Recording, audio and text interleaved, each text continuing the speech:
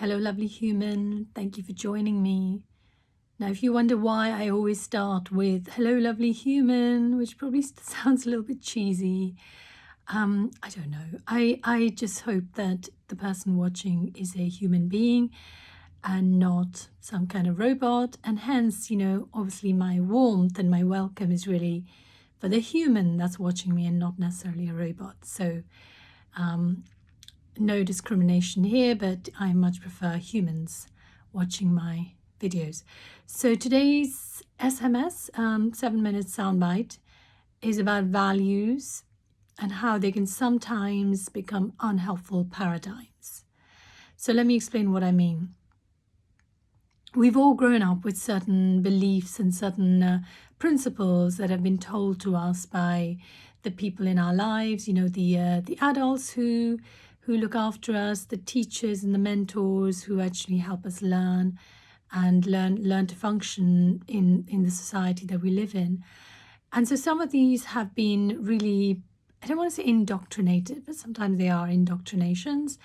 But we've absorbed some of these values by watching the people around us, by learning the code of conduct that we're expected to live by. And as time goes on and as we grow up into adults and maybe our circumstances change, we move away from the lives we once led, it's sometimes the case that we still carry on with those values, even if they don't serve us very well. And that's why they can sometimes become unhelpful paradigms. And what is a paradigm? A paradigm is the way you see the world, the way you function in the world, and the way you show up as an individual in the world. And obviously, depending on your paradigm, how you perceive the world, how others perceive you will vary. So the point that I'm trying to make today is that it's often quite a good exercise and one that we don't do often enough. I do this as a coach, and I do this with my clients, where I get them to list the things that they hold dear, whether they're their belief systems, their values, their non-negotiables in life, what are they? And occasionally it's quite helpful for them to revisit them and think, okay, I've had this ever since I was a child, but does this really hold true of me now that I'm an adult? Maybe an adult even with children of my own and very different set of responsibilities. So let me give you an example of a value system that in my more recent years, so quite a long way down, I began to look at much more dispassionately and began to see that it was a paradigm that did not always help me. So my parents, my lovely parents who loved me, and I'm very, very blessed to have been born to them, one of the value systems, or I should say one or two of the value systems that they passed on to me was that you can never be happy if you make the people closest to you in your life, i.e. your family members, unhappy. So let me repeat that. You can never be happy if you do something that makes the people in your life unhappy.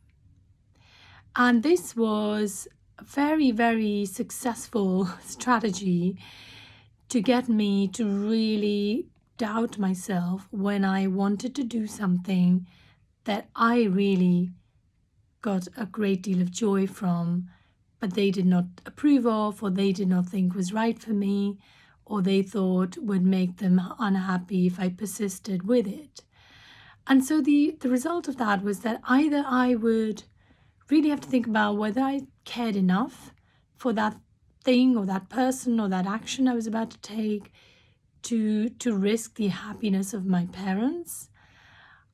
Or I would occasionally think, well, maybe I don't need to tell them about this, because if I don't tell them, then I avoid conflict, I avoid this whole dilemma of, whether I should do this or not.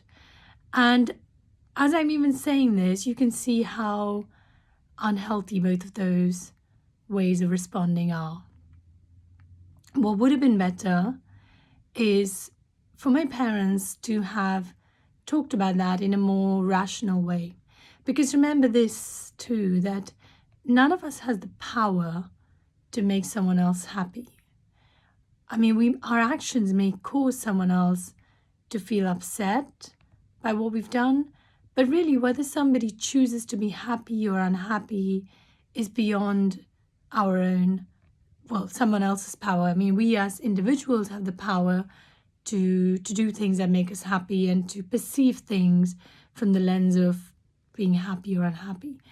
So what was also interesting to me now as an adult, like, how come they thought it was okay for me to be unhappy and that they would still be happy? So after all, by asking me to sacrifice the thing that gave me a lot of joy, they were saying that it was okay for me to be unhappy, that wouldn't in any way affect their level of happiness, but I couldn't do the same. And sort of tied into this is another paradigm with many of us, especially in traditional societies, places like India grew up with, that you have to respect your elders, that you have to treat them with respect and actually listen to them. And we all know that just because you're old doesn't mean you're wise or you're right. So anyway, I'd like to invite you to think about the values in your life that you hold really dear and whether they have turned into paradigms that no longer serve you. And if so, what can you do about it? Because there's always a choice that we can make, and there's always change that also can be brought about by the choices we make. So I wish you a wonderful Sunday, sending you lots and lots of love, and I'll be back again with my next SMS tomorrow. Bye for now.